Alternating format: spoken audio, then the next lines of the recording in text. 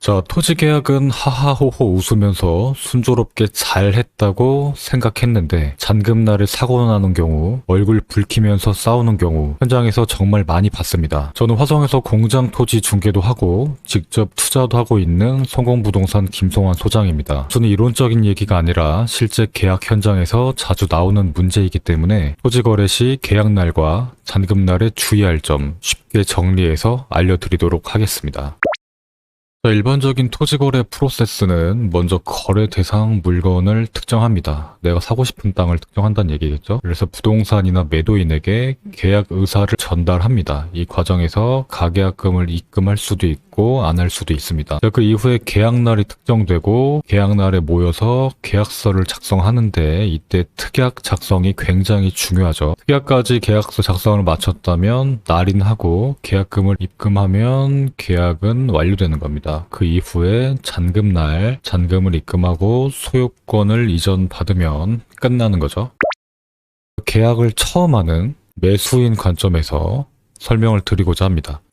빨간 글씨로 해야 할 일을 반드시 해야 한다라고 써놨는데 토지 거래를 처음 하다 보면 온화한 공인중개사, 매도인을 만날 때도 있지만 그냥 대충 도장 찍고 빨리 입금 받고 갑시다. 목소리가 크고 밀어붙이는 사람들을 만나는 경우도 있습니다. 그런 기세에 눌려서 해야 할 일을 못하고 온다면 도장 찍고 입금하고도 이제 머리를 쥐어뜯는 경우가 생기기 마련이죠. 그래서 반드시 해야 할 일은 자, 먼저 이 소유자의 신분 확인입니다. 소유자가 직접 온 경우에는 소유자의 주민등록증, 운전면허증, 신분증을 통해서 본인이 맞는지를 한번 확인하고 얼굴도 대조해 보시고요. 계좌번호만 받는 경우가 실무에서는 많지만 저희 부동산에서는 통장 사본까지 꼭 요구를 합니다. 그리고 본인이 직접 못 왔을 경우에는 반드시 인감증명서를 첨부한 위임장이어야 효과가 있다라는 점 아시면 좋을 것 같고요. 사실 현장에서 이 위임장을 작성하지 않는 경우가 많고 위임장을 작성했어도 인감증명서가 첨부 안 되는 경우가 많습니다. 이 경우에는 반드시 후에라도 인감증명서 첨부를 요청하시고 그게 어렵다면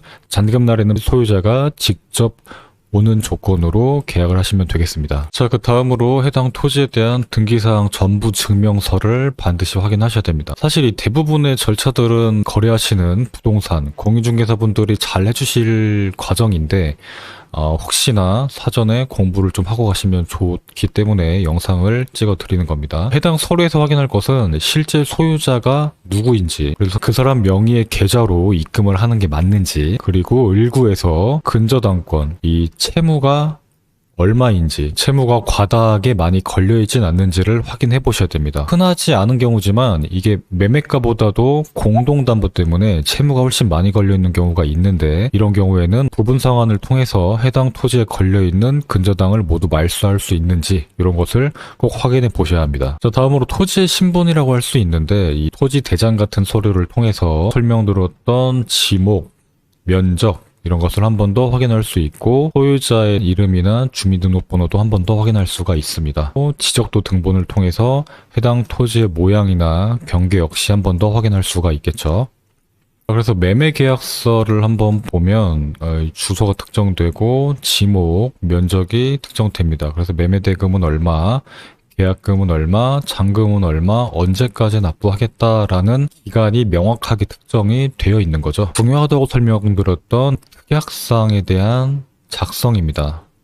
자, 보시면 이렇게 짧은 특약도 특약이고 특약사항이 아예 공란이어도 계약상 유효한 문제가 없는 계약서입니다. 하지만 특약사항에 자세하고 확실하게 기재를 할수록 잔금날 편해지고 분쟁 소지가 없어지게 되는 겁니다.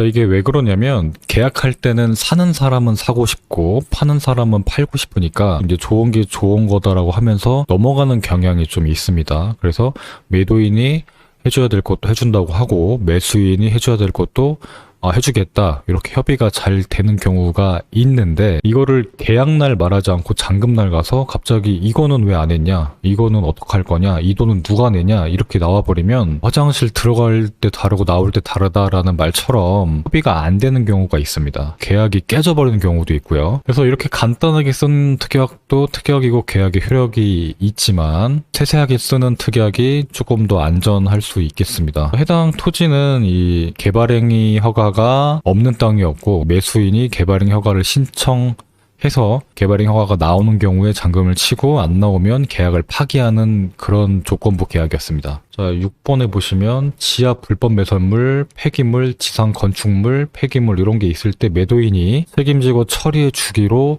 약속을 하고 지상에 나무가 있었는데 매도인이 정리해서 하자 없는 상태로 인도하여 준다라고 기재가 되어 있죠. 해당 토지가 거래가 됐던 건데 보시면 이런 나무도 있고 이런 건축물도 있죠. 그리고 안에 이런 쓰레기들도 굉장히 많습니다. 이쪽으로 가보면 이런 데도 뭐 헌옷수거함도 있고 이런 쓰레기들도 막 보이죠. 이런 내용들이 특약에 들어가지 않고 협의가 안 됐는데 잔금날 현장 가서 보니까 쓰레기가 너무 많아. 뭐 이거 어떡할 거냐라는 거죠. 쓰레기 치우고 나무 제거하고 하는데 몇백만 원이 들어갔는데 이런 내용이 특이하게 걸려있지 않았다면 이 비용을 누가 낼 것이냐에 대해서 분쟁이 발생했겠죠. 그래서 이 특약은 바로 돈 나가는 일을 누가 해줄 것인지 분명하게 작성하는 게 굉장히 중요합니다. 그리고 잔금일을 특정하는 것도 허가가 나오면 주겠다. 돈이 생기면 주겠다. 이렇게 하면 안 되고 날짜를 정해줘야 됩니다. 조건부 계약이라고 해도 허가가 나온 뒤로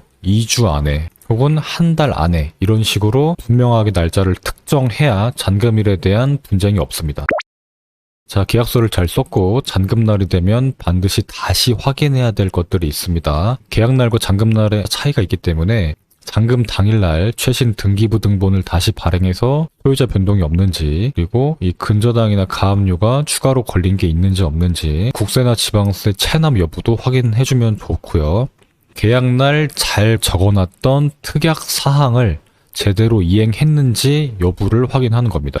아까처럼 특약에 이런 것들을 치워주기로 했는데 그대로 방치되어 있다. 그러면 특약사항 이행이 안 된 거죠. 이럴 때는 잔금을 미루셔야 되는데 서류가 불일치하는 경우, 특약 조건에서 해주기로 한 일을 하지 않았을 경우, 설명과 현황 및 경계가 다른 경우, 이런 경우에는 잔금을 미루는 것이 좋습니다. 잔금을 치고 나는 경우에 이걸 해달라 그러면 반대로 내가 의리돼서 부탁을 하는 입장이 되는 거죠. 반드시 이 계약 조건 이행되는 것을 보고 잔금을 치시는 게 안전하다라는 얘기입니다. 잔금을 치고 나면 소유권 이전 접수를 하고 필요한 서류들을 수령하고 경계 현황도 다시 한번 확인하시고 근저당 같은 것이 걸려 있었다고 하면 상환했는지 상환 영수증 받으면 좋고, 그리고 돈 갚으면 자동 말소가 아니라 따로 말소 등기를 해야 말소가 됩니다. 그래서 근저당권이 걸려 있었던 흔적을 말소해달라고 해야지 이 서류상으로도 깨끗한 땅을 받게 됩니다. 자, 토지 사고, 토지 분쟁은 운 나빠서 생기는 게 아니라 괜찮겠지 이런 마음 때문에 생기는 겁니다. 자, 정리해보면 해야 할 일을 반드시 하자. 매도인의 신분, 토지의 신분 명확하게 확인하시고요.